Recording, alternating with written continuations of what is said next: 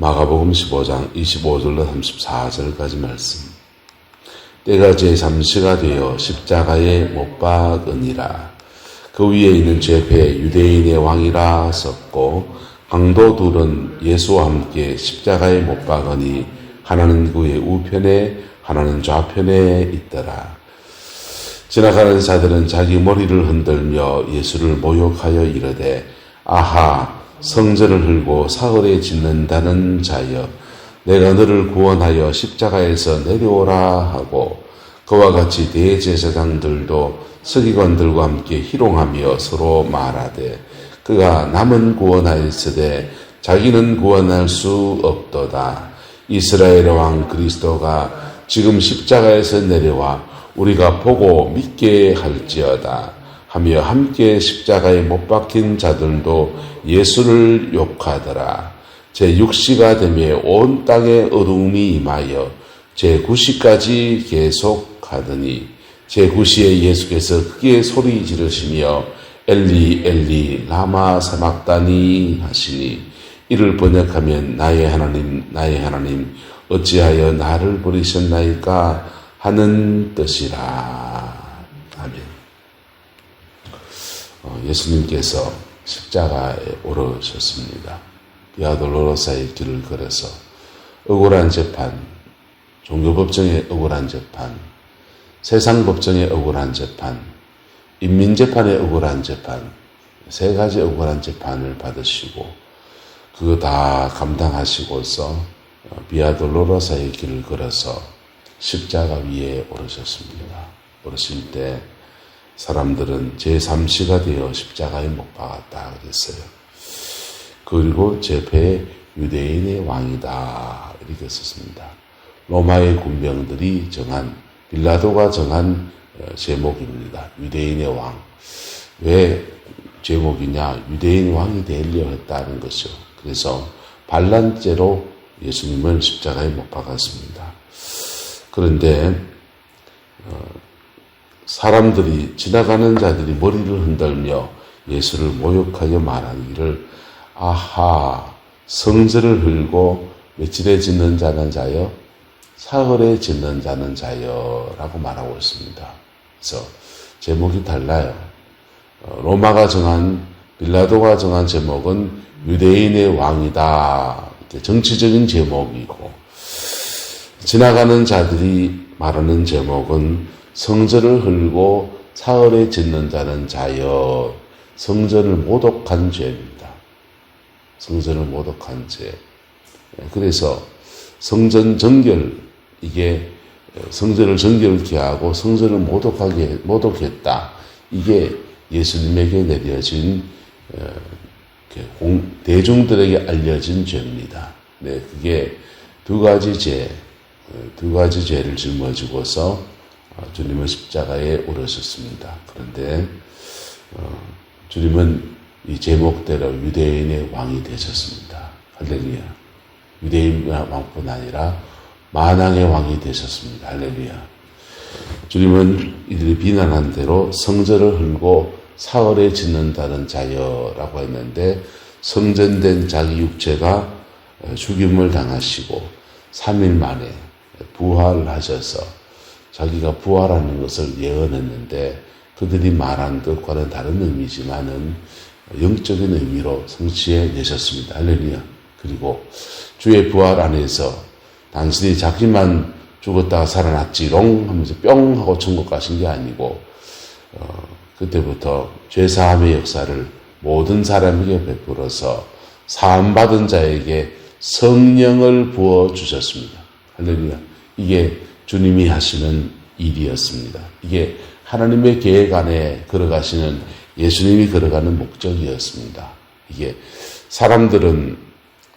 악한 사람들은 유대인의 왕이다 하면서 정치적인 제목을 뒤집어 씌우고 어떤 사람들은 그 사람 정치적인 제목 아니고 사실은 나쁜 놈이야. 성전을 헐고 말이야. 3일 만에 짓겠다 했던 놈이란 말이야. 하면서 종교적인 제목을 뒤집어 씌웠습니다.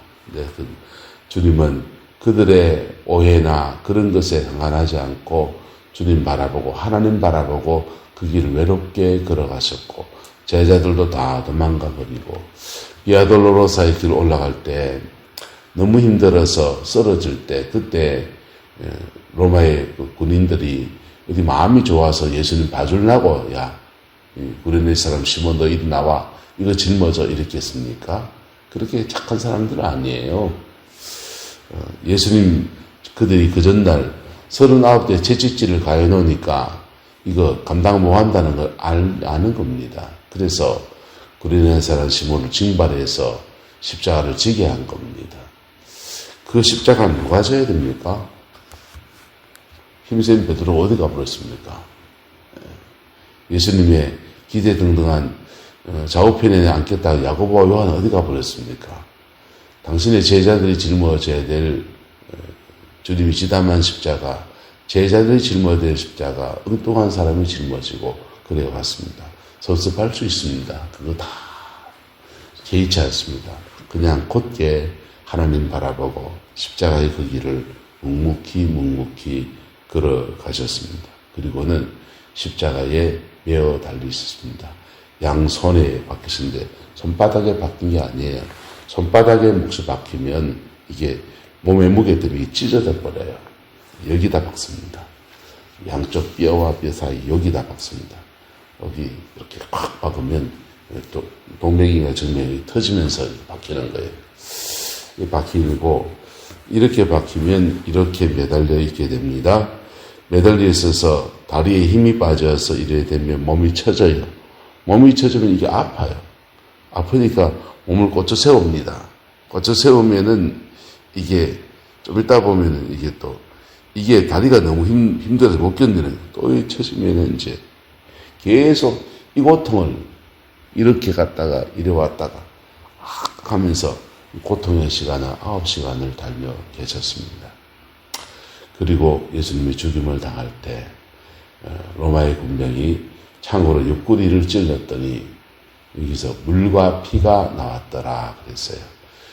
물과 피, 물이 아닙니다. 혈청, 피 안에서 그 적혈구와 백혈구 뭐 이런 요소들이 있는데 이게 사람이 죽으면 이게 분리가 돼요.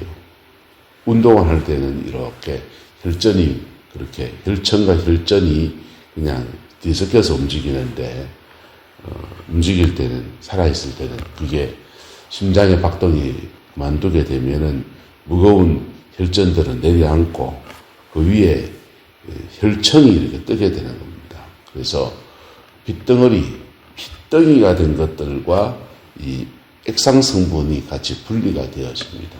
주님이 완전히 십자가에 죽임을 당하신 겁니다. 완전히 죽었는지를 확인해 보려고 옆구리를 심장 쪽을 꽉 찔렀더니 그 심장에서 혈청과 혈전이 같이 나온 겁니다. 그래서 분리돼 가지고 툭 떨어지니까 이거 죽었구나. 그래서 다른 시체들은 덜 죽은 것들을 죽여버리려고 끌어내려서 무릎을 그냥 도끼로 꽉 차가지고 그냥 강제로 죽였다면 예수님은 육체에 도끼질을 하지 않았습니다. 옆구리에 창을 찔러서 완전히 죽었는지 안 죽었는지를 확인하고 죽은 시체를 이렇게 내어 주게 된 겁니다. 이게 예수님의 육체적인 죽음의 여정들이었습니다.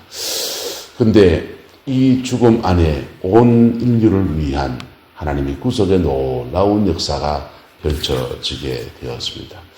이것을 우리가 받으려면 어떻게 됐냐? 받으려면 이래야 됩니다. 십자가 앞에 서는 시간부터 가져야 됩니다. 예수님의 십자가 앞에 서는 시간을 가져야 됩니다. 설 때 여러 가지 동기들이 있습니다. 죄가 있는 사람은 회개해야 됩니다. 회개할 때 십자가 앞에 섭니다. 십자가 앞에 설 때 회개할 때 하나님으로부터 사죄, 용서가 임합니다. 용서가 임하면서 성령의 불이 확 임하게 되는 거예요. 상처가 많은 사람은 그 사람은 본인은 회개할 것이 없다라고 생각합니다. 억지로 회개시키면 내가 왜 이거 해야 되는데 나는 죄가 없거든요. 죄 지은 거는 절마가 짓지 나는 죄 안 짓다고 생각합니다. 이게 상처가 많은 사람은 자기 의에 잡혀 있어요. 그래서 상처 많은 사람은 자기 처지를 하나님께 토설해야 됩니다. 토설할 때 토해내다 보면 십자가의 은혜 아래에서 자신을 보는 눈을 가지게 돼요. 그때 따라서 진정한 회개. 토설하다 보면 성령이 주시는 회개에 이르게 됩니다. 주님의 눈으로 내 문제를 보고 주님의 눈으로 상대방을 보는 눈이 생겼을 때 그때 내 안에 숨어있는 죄들 마음으로 정죄하고 그냥 마음으로 미워하고 원망했던 그런 것들을 보게 하십니다. 그리고는 그거 통곡하면서 하나님 앞에 고백하고 나갈 때 성령께서 임하시는데 성령이 불로 임하시는 게 아니고 생수로 임하십니다. 성령의 생수가 확 들면서 마음에 답답하고 걸걸한 걸 다 채우세요. 그리고는 관용의 사람, 용서의 사람이 되게 하십니다. 세 번째, 이렇게 십자가 앞에 설 때 결핍, 우리는 인생에 결핍이 있지 않습니까? 결핍된 모든 것들을 공급하시고 채우시는 역사들을 하나하나 허락하십니다. 정결해져서 사단과 분리되어지는 축복을 십자가 앞에 설 때 누리게 됩니다. 십자가 앞에 설 때 자녀의 권세로 살아갈 수 있는 은혜가 그래 주어져요. 이게 십자가 앞에 서는 사람들에게 주시는 하나님의 축복입니다. 그래서 십자가 앞에 설 때, 그 다음 십자가 위로 올라가야 됩니다. 십자가 위로. 십자가 앞에 설 때 이 은혜를 입고 난 뒤에는요, 그 다음부터는 한 따라서 나는 날마다 죽노라. 사도 바울의 고백처럼 어제 나는 죽었고 오늘 나는 새로 삽니다. 이 결단을 사도 바울은 매일 하는 겁니다. 매일 했더니 날마다 예수의 능력으로 날마다 예수로 사는 은혜가 주어집니다. 나는 죽고 예수로 사는 것. 옛사람은 죽고 예수 안에서 새 사람으로 살겠다 결단하면서 나는 매일매일 십자가 위로 올라가는 겁니다. 그럴 때 우리 여전히 죄성을 가지고 있어요. 거듭났지만 옛사람은 우리 속에서 강력한 힘으로 여전히 역사합니다. 근데 나는 죽고 난 예수로 산다 할 때 죄와 상관없는 사람, 사단과 상관없는 사람, 옛 습관과 상관없는 사람으로 살아가는 축복이 계속 주어집니다. 사단이 쓱 다가오면 이래 말합니다. 그 사람 나 죽었거든. 그 사람 죽었거든. 말틴 루터의 고백에 이런 고백이 있지 않습니까? 어느 날 꿈에 꿈을 꿨는데 마귀가 와서 말틴 루터 정죄합니다. 너 이놈 이런 죄를 지고 이런 죄를 지고 이런 죄를 네가 뭘 한다고 막 그렇게 조롱하는데 말틴 루터가 한마디 합니다. 그 사람 죽었거든. 할렐루야. 그런 나 죽었거든. 난 이제 예수로 산다. 그 말하니까 마귀가 퍽 사라져 버렸다는 거예요. 할렐루야. 저와 여러분들 안에 십자가 위로 날마다 그리스도의 십자가 위로 올라가는 은혜가 있기를 축복합니다. 그럴 때 지난날에 어제 잘 되었던 것은 감사의 제목일 뿐이에요. 어제 잘 되었던 것이 공식이 되면 그걸 가지고 사람들을 이렇게 재단하고 그걸 가지고 이제 자기 의가 되어져 버려요. 어제 잘 됐던 것들이 하나님께 공로가 아닌 내 공로가 됩니다. 어제 잘못했던 것들 때문에 오늘 매여서 그냥 또 살아갑니다. 어제 잘못했던 거는 내 상처가 돼서 난 안 돼 하는 절망으로 살아갑니다. 어제 잘된 거는 잘된 거였고 어제의 하나님이고 오늘은 또 임마누엘 하신 하나님의 은혜를 오늘 또 입어야 됩니다. 그리고 내일은 또 여호와 일에 주님이 예비하신 은혜로 이렇게 나아가는 것입니다. 그게 십자가 위에 매일매일 올라가는 사람들에게 주어지는 축복이에요. 그 복이 함께하게 되기를 예수 이름으로 축복합니다. 한 따라합시다. 어제는 에베네셀, 오늘은 임마누엘, 내일은 여호와 이레. 네, 그겁니다. 우리는 내일 몰라요. 그래서 의지에 매여서 또 계속 상처를 곱씹기도 하고 죄 속에서 안 될 거라고 절망하기도 하고 그러는데 복음 앞에 선 사람들은요, 복음 위에 있는 사람들, 안에 있는 사람들은 이거 뛰어넘는 겁니다. 나를 뛰어넘어서 하나님 위대한 계획 안에 그저 내가 한 걸음 걸어갑니다. 어제 함께 하셨던 하나님, 그것도 내려놓고 오늘 함께 하신 그 은혜 붙들고서 오늘 살고, 그리고 내일은 주께 맡기면서 나갈 때 하나님께서 그의 인생을 끌어가시는 놀라운 은혜들이 그렇게 계속 이루어지는 거예요. 갈라디아서 2장 10절 말합니다. 내가 그리스도와 함께, 같이 읽어 시작. 내가 그리스도와 함께 십자가에 못 박혔나니 그런즉 이제는 내가 사는 것이 아니요 오직 내 안에 그리스도께서 사시는 것이라. 이제 내가 육체 가운데 사는 것은 나를 사랑하사 나를 위하여 자기 자신을 버리신 하나님의 아들을 믿는 믿음 안에서 사는 것이라. 그리스도 예수의 사람들은 육체와 함께 그 정욕과 탐심을 십자가에 못 박았느니라. 아멘. 십자가 위로 올라갈 때 십자가는 신령한 교환의 장소입니다. 그분의 죽음은 우리에게 생명으로 바뀝니다. 그분의 가시관은 우리의 면류관이 되어집니다. 하나님과 사람에게 버림받으신 것은 우리가 하나님과 사람 앞에 택하심을 입는 은혜로 바뀌어집니다. 벌거벗은 수치는 의의 옷을 입히시는 은혜가 되고 하나님의 전신갑주로 무장하는 축복으로 나아갑니다. 그분의 목마르심은 성령의 생수로 우리에게 충만케 하십니다. 그분이 나무 위에 내려 저주를 받으신 것은 하나님의 아브라함에게 내렸던 모든 축복이 미치게 하려 함이라 했습니다. 그분이 채찍에 맞으심으로 우리는 나음을 얻게 됩니다. 십자가는 신령한 교환의 장소인 것입니다. 할렐루야. 그 다음은 예수 안에서 살아가는 겁니다. 그렇게 나를 죽이고서는요, 예수님 안에 살아가는 겁니다. 말씀은 순종하고요, 사단은 담대하게 대적하고, 성령은 충만하고, 영혼은 사랑하고, 이게 예수 안에 살아가는 사람들의 네 가지 삶의 태도라고 저는 생각합니다. 신앙은 나로부터, 구원은 나로부터 시작하지만은 구원의 완성은 우리가 되어지는 것입니다. 할렐루야. 이게 예수 안에서 살아가는 삶의 여정들의 모습들입니다. 요한복음 15장 4절은 말해요. 같이 읽어 시작. 내 안에 거하라. 나도 너희 안에 거하리라. 가지가 포도나무에 붙어있지 아니하면 스스로 열매를 맺을 수 없음같이 너희도 내 안에 있지 아니하면 그러하리라. 그래서 십자가, 그 다음은 뭐냐? 십자가를 지고 옵니다. 예수 안에서 살아갈 때 풍성한 열매가 있는데 예수님은 다시 공생애를 보내는 것 같이 그런 열매들이 주어집니다. 그런데 어느 시간 되면은 십자가를 지고 옵니다.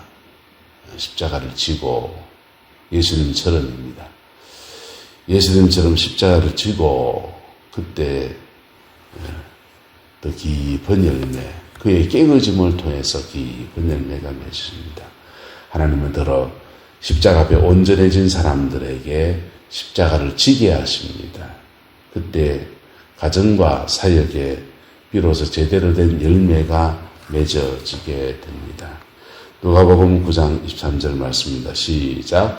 또 무리에게 이르시되 아무든지 나를 따라오려거든 자기를 부인하고 날마다 제 십자가를 지고 나를 따를 것이니라. 요한복음 15장 14절입니다. 시작. 내가 진실로 진실로 너희에게 이르노니 하늘의 밀이 땅에 떨어져 죽지 아니하면 하늘 그대로 있고 죽으면 많은 열매를 맺느니라.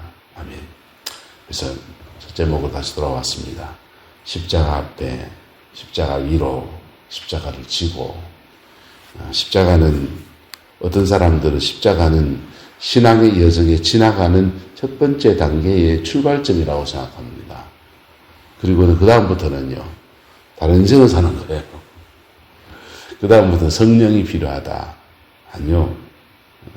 성령이 필요한 건 맞습니다. 근데 그리스도인은 십자가를 중심으로 살아갑니다.